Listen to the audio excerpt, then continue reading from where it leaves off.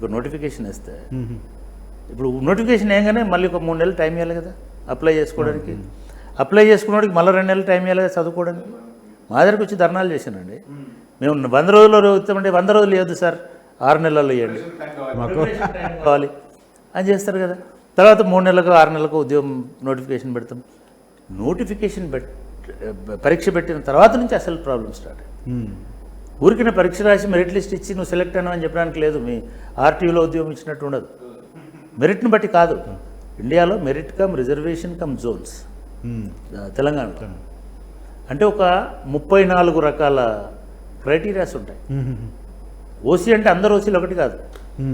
ఓసీలలో women OC ఒకటి. OC అంటే open competition. దానిలో ఎస్సీ వచ్చినా బీసీ వచ్చినా ఓసీ వచ్చినా అంటే మెరిట్ లిస్ట్ని బట్టి చూడాలి. మళ్ళీ ఉమెన్ చూడాలి. సరే ఇప్పుడు నిజామాబాద్లో ఉన్న ఓసీ నల్గొండలో ఓసీ కాదు, జోనల్లో ఓసీ అయి ఉండాలా. ఒక జోనల్లో ఇంకో జోన్కు రాకూడదు. ఇవన్నీ ఉంటాయి కదా. ఇక డిస్ట్రిక్ట్ పోస్ట్ అయితే 10 జిల్లాలు చూడాలి. ప్లస్ బీసీ అయితే ఒక 5 బీసీలు చూడాలి. ఏబిసిడీలు ఏబిసిడిఈ చూడాలి. మళ్ళీ ఏబిసిడిలో ఉమెన్ చూడాలి. మళ్ళీ వీళ్ళలో వికలాంగులు చూడాలి. ఇట్లా ఒక 42-60 రకాల వీటితోటి మనుషులు యంత్రాలాగా ఒక ఒక ఆర్టిఫిషియల్ ఇంటెలిజెన్స్ వచ్చేంత స్థాయిలో 61 పోస్ట్ అనగానే అది బీసీనా ఓసీనా ఎస్సీనా ఎస్టీనా ఇంత పెద్ద వర్క్ వాళ్ళు కొన్ని నెలల పాటు పనిచేస్తే తప్ప ఆ రిక్రూట్మెంట్ పూర్తిగా. అటువంటి దానిలో మేము కంప్యూటరైజ్ చేసి ఆర్టిఫిషియల్ ఇంటెలిజెన్స్ అనే పదం లేదు కానీ ఈ ప్రోగ్రామింగ్ అంటాం. ఈ ప్రోగ్రామింగ్ రాయించి మనుషులతోటి చేయించి మిషన్ తోటి చేయించి ఈ రోజు వరకు ఒక్క చోట కూడా అవినీతి అక్రమము తప్పు పోస్టింగ్ నథింగ్ ఇవన్నీ చేయగలిగాను. ఇది ఒక నిజంగా కూడా ఒక మెమరబుల్ పీరియడ్.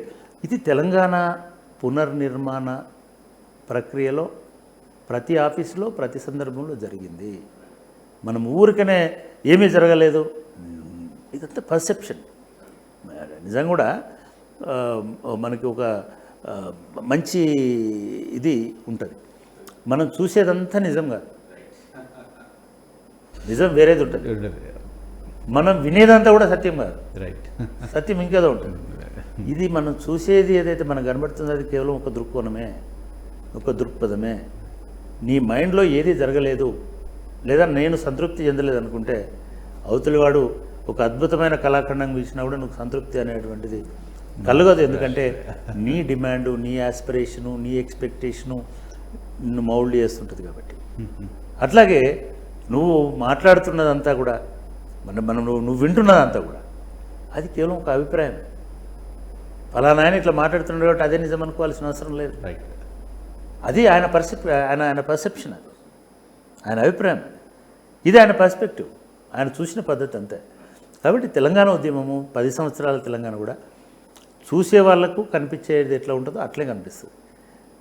అది ఎవరికైనా సరే దానిలో సత్యం ఏమిటి, నిజమేమిటి, కొన్ని ఇది సత్యమైతే మరి రేపు ఇటువంటి అసంతృప్తి ఉండదా, మరి సత్యమైతే అది అసత్యమా, ఇవన్నీ కూడా ఇదొక ప్రాసెస్. ఇదొక ప్రాసెస్.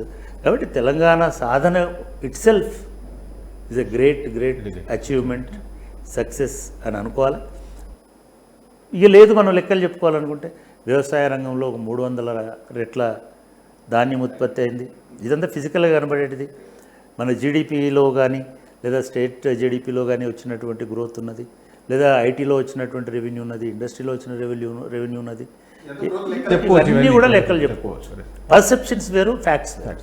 ఈ ఫ్యాక్ట్స్ని బట్టి చూసినట్టయితే, ఎంపెరికల్గా చూసినట్టయితే ఇవాళ తెలంగాణ అనేటువంటిది అంటే ఇంకోటి కూడా ఫైనల్గా చెప్పుకోవాలి. మనతోటి పోటీ పడుతున్నటువంటి మిగతా రాష్ట్రాలకి 75 సంవత్సరాల చరిత్ర ఉంది, కొన్నిటికి 80 సంవత్సరాలు ఉంది, కొన్నిటికి 100 సంవత్సరాలు కూడా ఉంది. ఆ రాష్ట్రాలకి మనకు 10 సంవత్సరాలే ఉంది. 10 సంవత్సరాలు వెనుక స్టార్ట్ అయిన మనము అన్ని ప్రోధి చేసుకొని వాళ్ళతో పోటీపడి నడుస్తూ ఇవాళ వాళ్ళకంటే ముందు కొన్ని రంగాలలో ఉన్నాం కదా, దానికైతే సంతృప్తి చెందాలి కదా. ఏ రంగాల్లో అయితే మనం వెనుకబడి ఉన్నామో దాన్ని మనం ముందుకు తీసుకుపోయేటువంటి ప్రయత్నం చేయాలి. ఎక్కడ నిర్లక్ష్యం జరిగింది, ఎక్కడ మనం ప్రగతి సాధించడం, ఇవన్నిటినీ దృష్టిలో పెట్టుకొని ఒక సమగ్రమైనటువంటి అభివృద్ధి ప్రణాళికతోటి కనుక ముందుకెళ్తే ఇటువంటి వెనుకబడ్డామా ముందు పోయినామా అనేటువంటి అనుమానాలు ఉండకుండా మనం ముందుకు పోవడానికి అవకాశం ఉంటుంది.